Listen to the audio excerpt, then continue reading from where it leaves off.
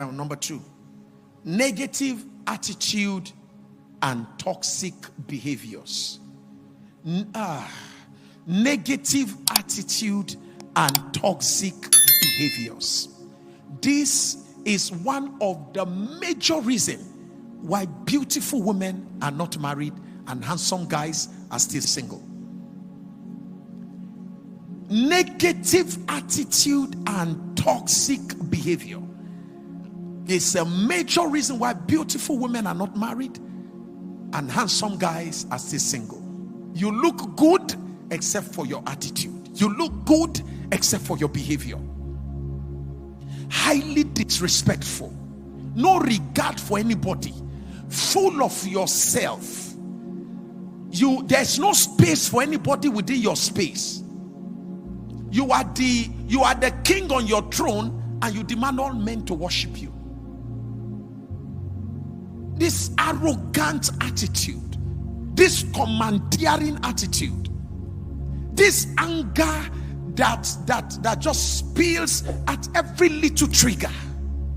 You break bottles, you smash windscreen. Then when you come back to yourself, did I do that? When did I do that? Did I do that? I'm so sorry. I didn't know what came over me. Windscreen broken. I didn't know what came over me. 59 inches television broken. I don't know what came over me. You have even broken the door of the house. One day you will break somebody's leg and you will not know what came over you. Attitude. You meet the mother. Those of you who are Africans. Hello, sister. God bless you. How you doing? You good? I know you schooled in Yale, Harvard, huh? I know you schooled there, yeah? But listen, if you are here, so what do we call this country? Yeah? So in this country, you don't meet our mother. You meet my own mother. You meet my mother. You want to marry my brother. And then you came visiting my mom. And you say, hi Florence, how are you? My mother, Florence. You call my mother by name. See, not only will you no longer be engaged to my brother, you will be properly assigned some designer slabs and be ushered out of our house. Understand cultural diversities. It is common wisdom for a lady that wants to marry to understand when you are going beyond your cultural space, your traditional space, to learn their culture. Be like Rebecca. When she saw Isaac sitting on the field, she said, who is that man sitting on the field?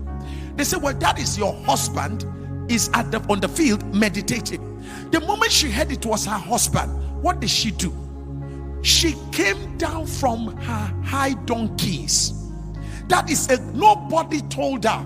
Instinctively, she knew, I am not going to tell my husband to stand up and climb a donkey to relate with me. She knew that if this is a man I'm going to marry, I must do what, sir? Calm down. She came down from her donkey to meet him at his level. It's not that you are not a wonderful woman. You just don't know how to calm down, where to calm down.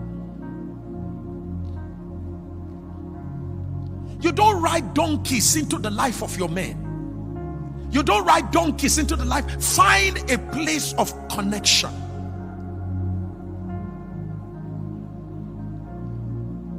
You are too full of your accomplishments. Unfortunately, your certificate cannot become your husband. You are too full of your looks. Unfortunately, sir, you can only have a picture that reminds you of how handsome you are. It can never be your wife. We are holding on to things that are irrelevant and they are keeping us out of our joy. Wrong attitude. You see somebody's father. Hi, daddy. You are from the Yoruba. The guy you want to marry is a Yoruba guy. You see his father. Hi, daddy. And you too, the son.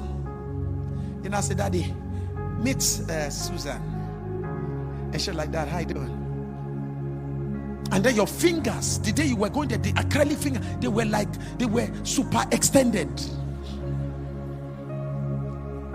They could reach a destination before you get there.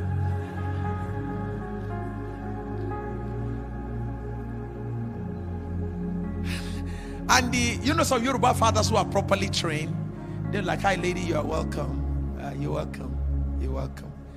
And then when you finish, thank you so very much. God bless you. Bye-bye. Then if the mother, Yoruba mothers don't hide it. If you look at the mother throughout the meeting, you know that something is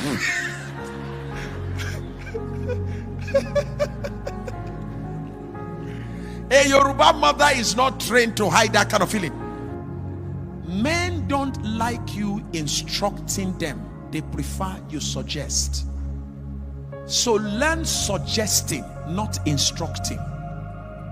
Suggesting is feminine.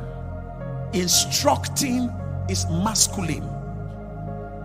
You misrepresent yourself when you are instructing a man instead of suggesting to a man. You are already making him believe that when he marries you, he will not have a voice in the family. I'm telling you why guys walk away quietly. Don't ever dominate the conversation.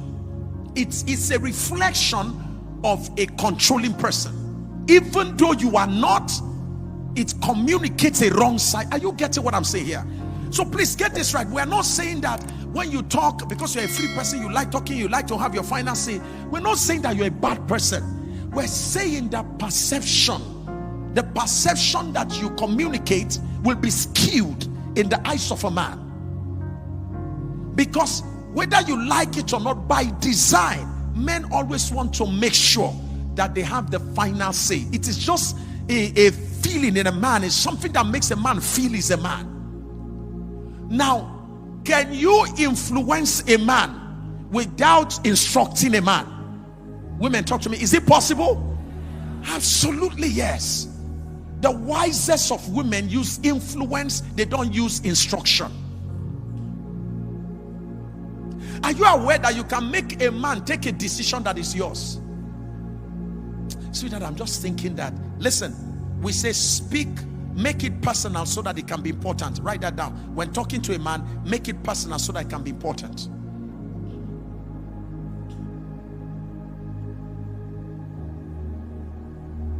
The way some of you are writing, I hope you're not going to write a book from this. If I catch that book and I notice it's my points. Okay, so listen. In gender communication, when you are talking to a man, right? So you want a man to buy a house, right? You don't say, sorry, we need to buy a house. We need to buy a house. Listen to me, I'm only telling you my mind. This is my mind. We have to buy a house. Me, I'm tired of this house. I'm tired. You need to buy a house now. A man will resent that kind of conversation. But think about this. Think about this. That's why the Bible says, a wise woman builds her house, a foolish one scattereth it down. How do you talk to a man? Sweetie, how are you? Say, listen, you know, I see that your God is really blessing your work and all of that. And don't you think you need more space, like your library? You need more space for your work. And if he's a pastor, I think you need a private place for prayer. Is that okay? Because I see that God is taking you to a higher ground. Listen, in gender communication with a man, when you speak the language of competition, significance, relevance, achievement, you get a man. So that I think it would be very wise. You need more space. And I think by the grace of God, if we're doing something like that, it will also be wise. That will be able to also help me to get a small kitchen where I can do much. There are so many things I want to do for you. Can you see how you are making the conversation more personal, right? That is how to talk to a man. And the man will take a decision to build a house without making it look, and without you making him feel you told him to build a house.